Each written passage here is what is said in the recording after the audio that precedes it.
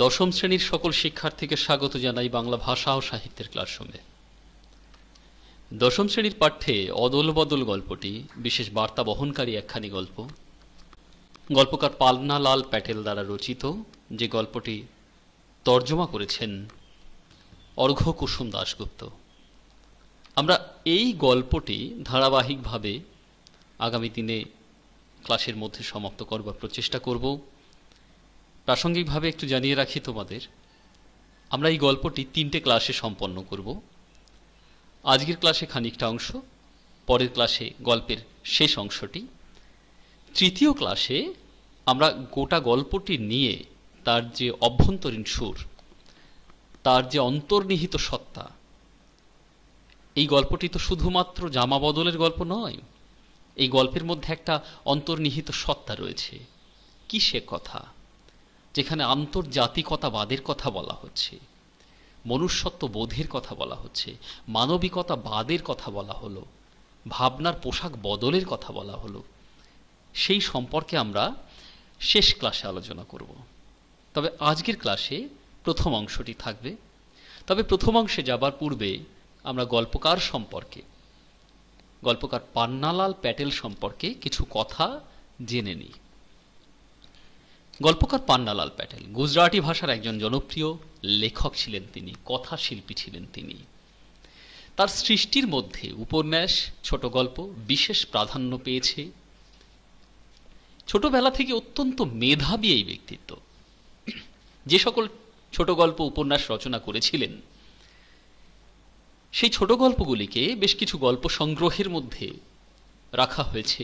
তার নাম হলো জিন্দেগি কা খেল, লাখ 84, কিংবা সুখ দুঃখ নাম সাথী, কিংবা আসমানি নজর। এই সকল গল্প সংগ্রহের মধ্যে আমরা কিন্তু তার এই সকল গল্পগুলোকে লক্ষ্য করি। তার এই গল্পের মধ্যে কি আছে? তার সকল গল্পের মধ্যে, তার সকল উপন্যাসের মধ্যে আমরা যদি লক্ষ্য করি তাহলে দেখতে পাই সাধারণ মানুষ, অতি সাধারণ মানুষ, গ্রাম্য জীবনের সেই সাধারণ মানুষ, মাটির মানুষ, তাদের সম্পর্কে গল্পকার কিন্তু তার গল্পের মধ্যে বিশেষভাবে দৃষ্টি আরোপ করবার চেষ্টা করেছেন। গ্রাম্য জীবনের জীবন্ত দৃশ্য আমরা তার গল্পের মধ্যে লক্ষ্য করেছি, কিন্তু মূলত গ্রাম্য জীবনের সেই জীবন্ত দৃশ্যের পিছনে লুকিয়ে থাকা অন্তর্নিহিত ভাব সত্তা, রূপকার্থক দৃশ্যগুলিকে সার্বিকভাবে আমাদের সামনে তিনি তুলে ধরবার প্রচেষ্টা করেছেন প্রতিক্ষণেই। এই গল্পটি কিন্তু তারই একটি দৃষ্টান্ত। আজকের পাঠে আমরা এই গল্পের প্রথম পাঠে আমরা এই গল্পের এই অংশটি পড়ব। হোলির দিনের পরন্ত বিকেল, পাতা নম্বর 110 থেকে শুরু করে তোর জামা খুলে আমারটা পর, পাতা নম্বর 112 পর্যন্ত। কেমন? এই অংশটুকু আজকের ক্লাসে দেখে নেব আমরা। এই অংশটুকু বিস্তৃত করবার পরে তৃতীয় ক্লাসে বাদ বাকি অংশটা পড়ব, যেটা বললাম, এবং তারপরে 3 নম্বর ক্লাসে গিয়ে আমরা গোটা গল্পটি নিয়ে কোন ধরনের প্রশ্ন হতে পারে, এর অন্তর্নিহিত সুর কি, এই রকম একটি বিশেষ ক্লাস সেখানে কিন্তু রাখব। সুতরাং মনোযোগ সহকারে দেখবে, ধারাবাহিকভাবে প্রত্যেকটি ক্লাসের সঙ্গে সবাই জুড়ে থাকবে, আমি আকাঙ্ক্ষা রাখি। তাহলে গল্প শুরু করি। অদল বদল, পান্নালাল প্যাটেল। হোলির দিনের এক পড়ন্ত বিকেলের দৃশ্য আমরা গল্পের প্রথমে দেখতে পেলাম। যে হোলির দিনের পড়ন্ত বিকেলে নিম গাছের নিচে গায়ের একদল ছেলে জড়ো হয়ে ধুলো ছোড়াছুড়ি খেলছে। আমরা জানি গ্রাম্য জীবনের অতি সাধারণ দৃশ্য, যে দৃশ্যের সঙ্গে আমরা সবাই ছোটবেলা থেকে একাত্ম হয়েছিলাম, আজও সমানভাবে আছি। যে দৃশ্য আমাদের শৈশবকে মনে করিয়ে দেয়, তেমনি এক দৃশ্যের কথা গল্পকার গল্পের শুরুতে উল্লেখ করলেন।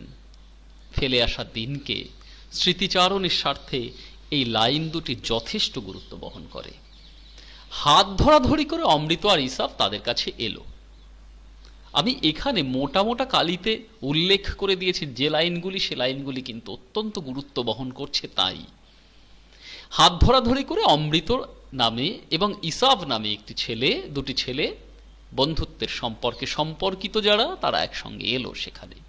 দুজনের গায়ে সেদিনকার তৈরি নতুন জামা, রং মাপ কাপড় সবই এক। এরা দুজনে একই স্কুলে একই ক্লাসে পড়ে, সুতরাং বন্ধু, এটা নিয়ে কোনো দ্বিধা নেই আমাদের মনে, বুঝতে পেরেছি।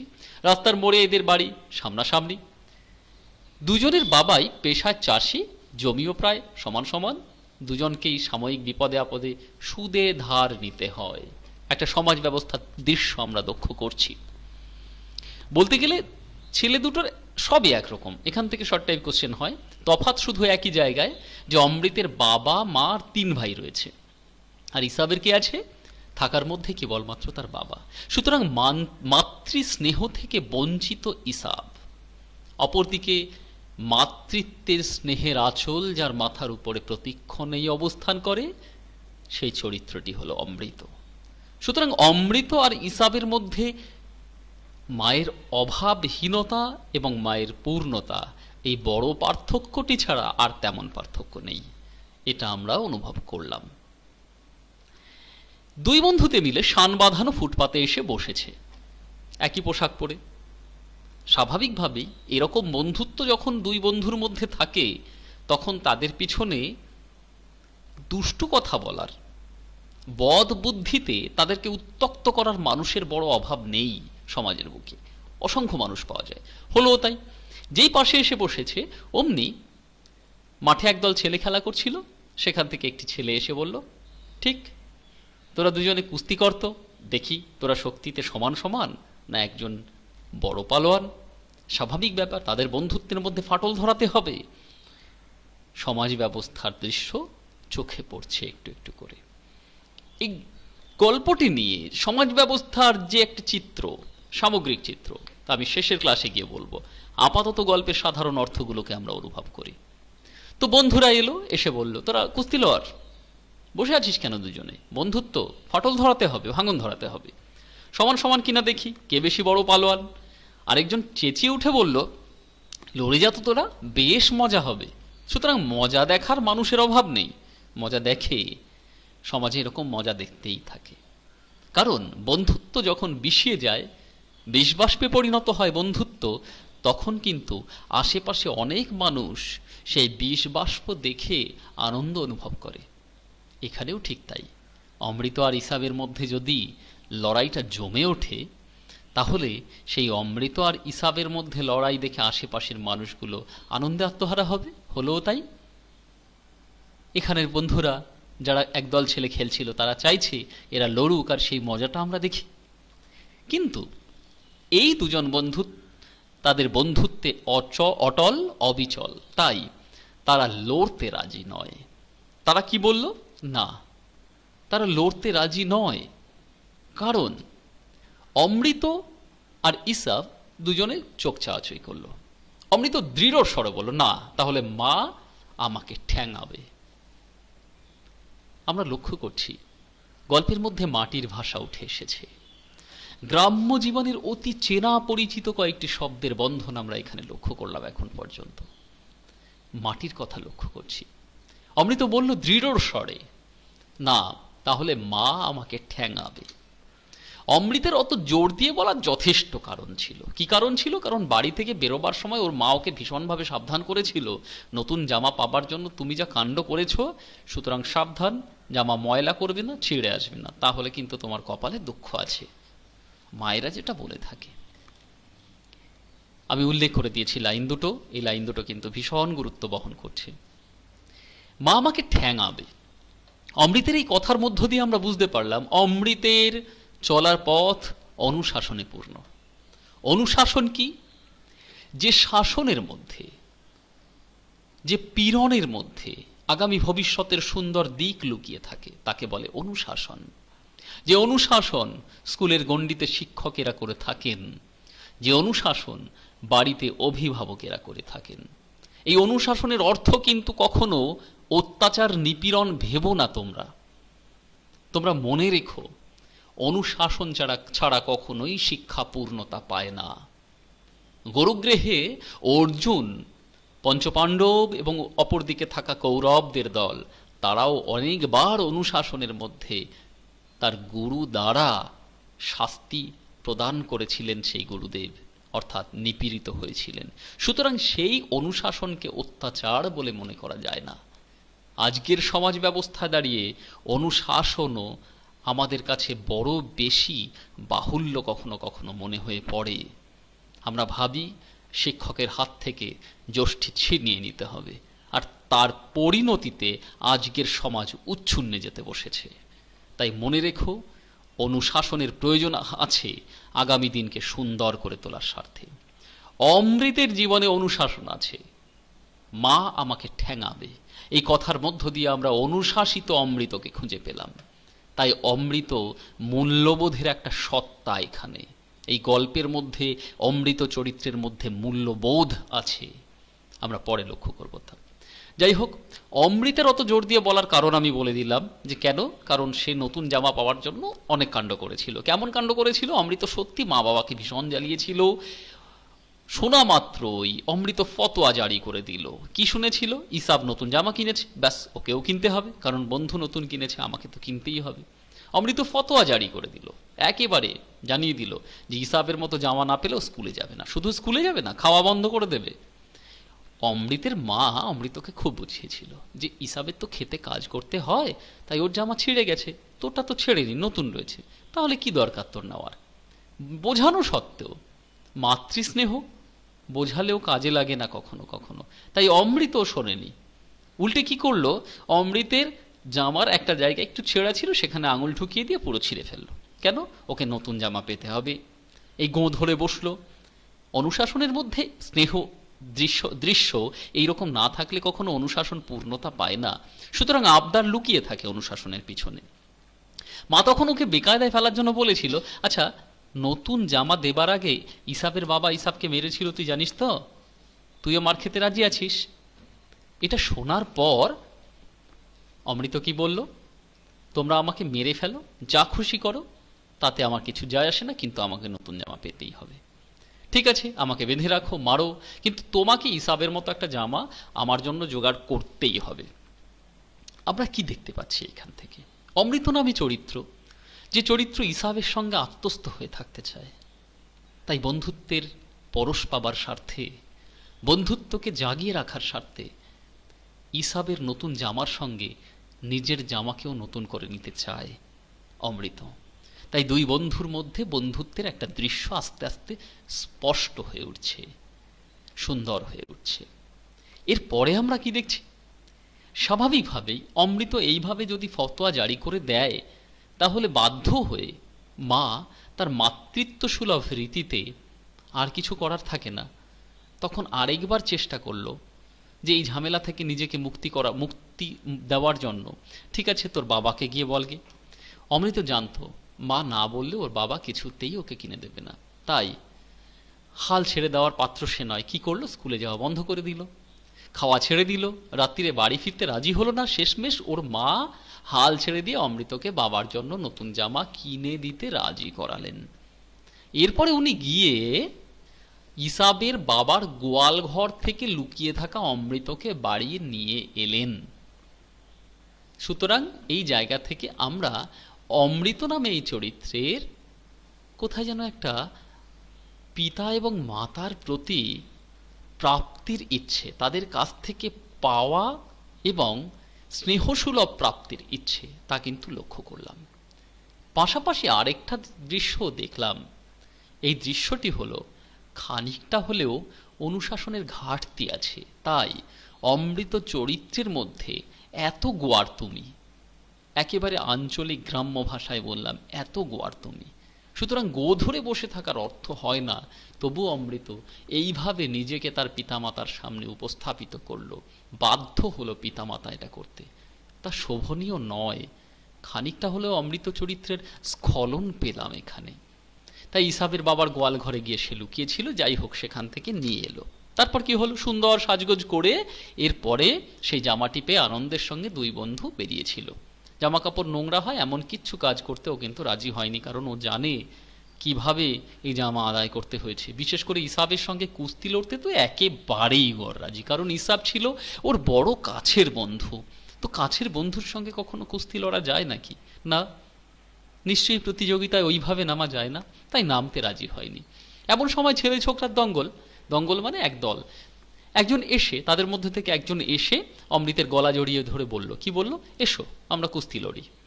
একজন এলো, সে কে আমরা পরে নামটি পেয়েছি, তাহলে এসো আমরা কুস্তি লড়ি। এই কথাটি কে বলেছিল, কাকে ধরে বলেছিল, এই ধরনের প্রশ্ন হতে পারে। এই বলে সে অমৃতকে খোলা মাঠে নিয়ে এলো। অমৃত ওর বাঁধন কেটে বেরুবার চেষ্টা করতে করতে বলল, দেখ কালিয়া, আমি কুস্তি লড়তে চাই না, আমাকে ছেড়ে দে। তাহলে ওই ছেলেটি কে ছিল, আসলে তার নাম ছিল কালিয়া। কালিয়া তো ওকে ছাড়লই না, বরং ছুঁড়ে মাটিতে ফেলে দিল। ছেলের দল আনন্দে চেঁচিয়ে উঠল, কি বলে, কালিয়া জিতেছে, অমৃত হেরে গেছে। কি মজা, কি মজা, আহা কি মজা, সত্যি খুব মজা।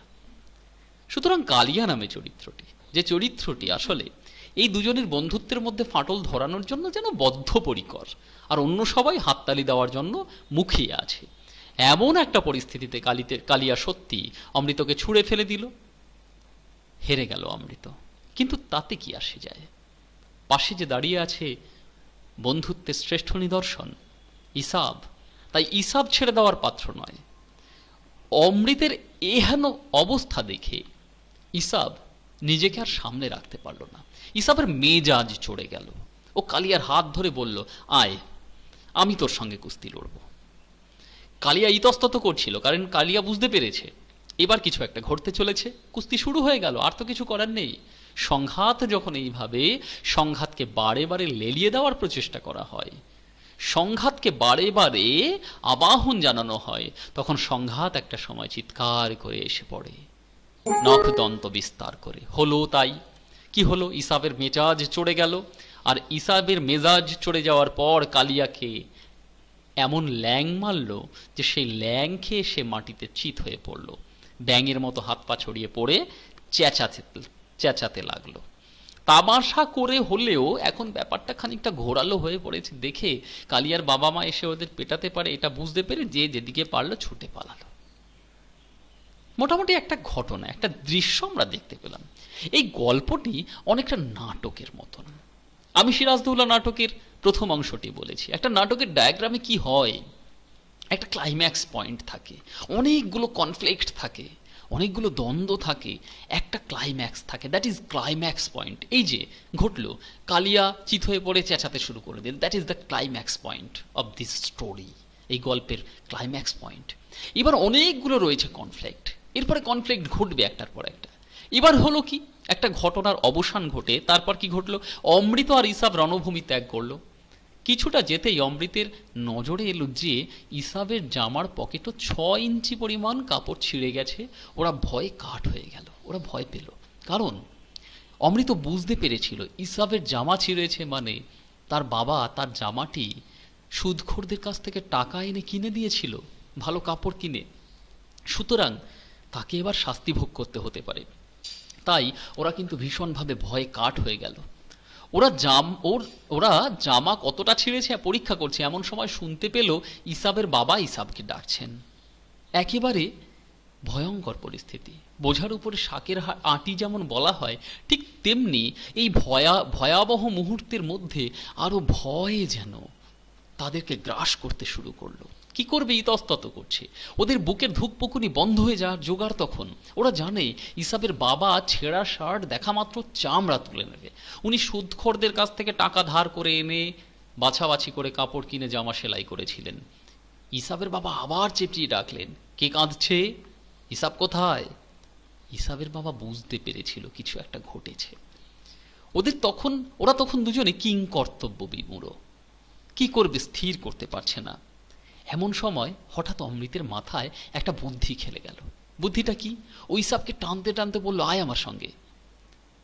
ওদের দুই বাড়ির মাঝখানে ঢুকে অমৃত জামার বোতাম খুলতে লাগলো। ও হুকুম দিল, তোর জামা খুলে আমারটা পর।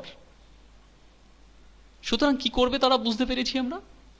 অমৃত ইসাবের সঙ্গে জামাটাকে বদলে নেবে, ওর দেহে অবস্থান করা জামা এবং ইসাবের দেহে অবস্থান করা জামার বদল ঘটাবে। যাক না ছিঁড়ে, বদল ঘটালে সে ছেঁড়া জামা পরিবর্তন হলো। তাতে করে অন্তত ইসাবের বাবার কঠিন হাতের মার থেকে তো ইসাব মুক্তি পাবে।